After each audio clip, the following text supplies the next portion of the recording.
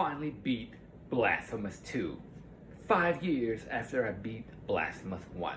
And here's my review.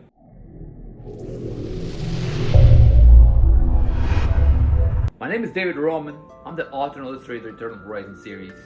And sometimes I make video game review videos after I beat them because I'm not a gaming channel, alright? But I do play video games once in a while. Maybe half an hour to an hour a night. And tonight, I was supposed to have this shorty coming over, but she's playing games, man. She left me she left me hanging, alright? She ain't coming over, so hey, I decided to make this review. So here are my thoughts, okay? Blasphemous, one of the best Metroidvania games I've ever played, okay? It's probably my top 3 after the Metroids and Castlevanias. It's no Hollow Knight, I like Salt and Sanctuary better, maybe a little bit. But when it comes to other Metroidvanias, I think this one tops the list. It's a lore, alright? It has some of the best lore based around Spanish Inquisition era, Spanish history, and it's it has never been done in video games before, not that I know of.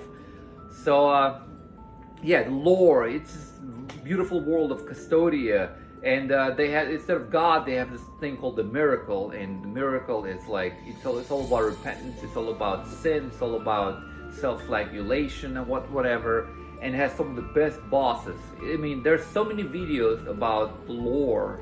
I'm not even going to talk about the lore, okay, but I loved it. The first game was really fucking hard, man. I remember cussing my ass off, but I don't remember much. It's been 5 years, but I do remember the plot, the DLCs and whatnot, and eventually the Blasphemous. Eventually the miracle creates this miracle child in the sky, this giant heart. It's supposed to be the new this new version of the god of the Custodia, and your mission is to kill it. Okay, it's to perform a cosmic abortion. If I may say so. So yeah, this one it's easier, but it's also, there's so much more to do. There's so much more. There's so many relics you can pick up. There's so many missions you can do. There's some nuns you can find, which are it's based on Spanish history actually, but it reminded me of those little worm things in Hollow Knight. They kind of did that. And overall the combat is great. Some of the bosses are just brutal, especially the last boss, man. I almost give up on this game, honestly, man. He is so fucking tough. Not the last boss, but the penultimate boss, that Big Daddy Eterno, the first of the penitents. Oh my god, this game is just it's great. It's fantastic. If you want a Metroidvania that's amazing, this is it. This is I can't even compare this to anything.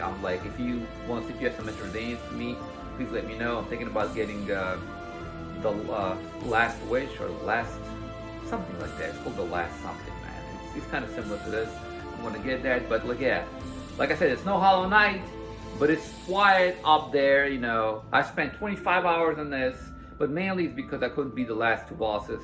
I spent so much time on them, but I could have beaten this in 20 hours. I just had to do everything to get a good ending, and I did not get a good ending, okay, because there was some trick you're supposed to do. But I do have all the statues. I can do the good ending, but I don't feel like playing anymore.